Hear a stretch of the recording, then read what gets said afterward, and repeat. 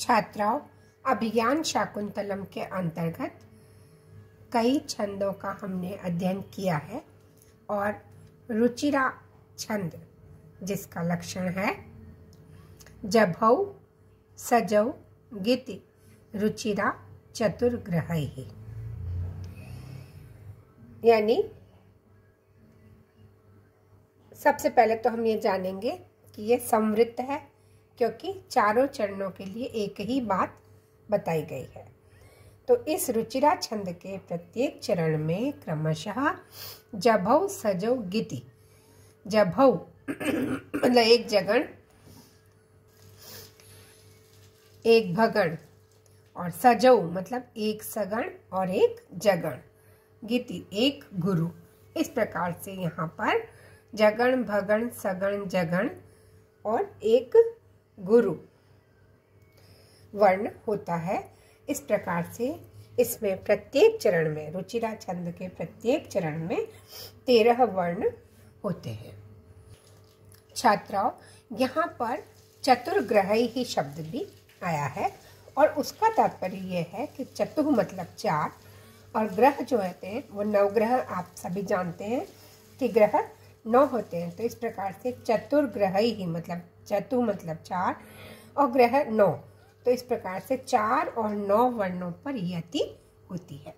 और आपको ये भी पता होना चाहिए कि यहाँ जो छंद प्रकरण चलता है उसमें आधा अक्षर काउंट नहीं होता, आधा अक्षर कभी गिनती में नहीं आता है।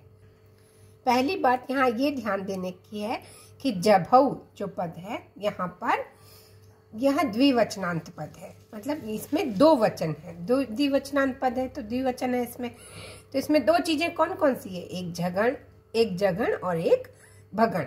ये नहीं कि आप इसमें एक जगण 2 भगण कहेंगे तो 3 हो जाएंगे। जब द्विवचनांत पद है तो 2 चीज होगी। तो यहाँ पर जभौ का मतलब एक जगण और एक भगण, क्योंकि 2 ही है तो इसलिए ये नहीं करेंगे आप कि एक जगण और 2 भगण। इसी तरह से सजौ भी ध्यान रखेंगे, यह भी द्विवचनांत पद है तो एक तो सगण हो गया, तो द्विवचनांत पद है तो दूसरा ही बाकी रहा, तो इसलिए दूसरा हो गया जगण। तो इस तरह से इसमें एक जगण एक भगण, एक सगण एक जगण, इस प्रकार से जभौ सजौ और गीति एक गुरु, इस प्रकार से 13 वर्ण होते हैं। और चतुर्ग्रहैः मतलब 4 और 9 पर यति होती है।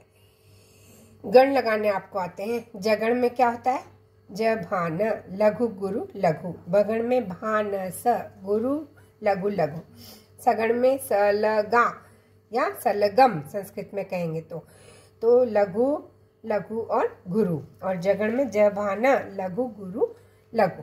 इस प्रकार से ये गण हम लगाएंगे और अंत में एक गुरु करके 13 वर्ण होंगे। इसका उदाहरण है 7वें अंक का 34वां श्लोक। प्रवर्तताम प्रकृति हिताय पार्थिवः सरस्वती श्रुत महताम महीयताम ममापि च क्षपयतु नीललोहितः पुनर्भवम परिगत शक्तिरात्मो। आपने इसमें ये देखा कि इसमें जो मैंने उच्चारण किस लिए किया है, इसलिए किया है कि 4 और 9 पर यति करनी है। तो इस बात का हमें ध्यान रखना है, 4 वर्ण जो ही होता है हमें रुकना है। तो इसमें इसीलिए मैंने आपको बताया कि आधा अक्षर काउंट नहीं होता है। जैसे प्रवर्तताम, तो देखिए 4 अक्षर हुए, आधा अक्षर काउंट नहीं करना है, आधा र जो है वो। तो प्रवर्तताम यहाँ रुकी हूँ मैं। फिर सरस्वती अगले चरण में, तो यहाँ रुके 4 अक्षर हुए। फिर ममापि च यहाँ रुके 4 अक्षर होने पर।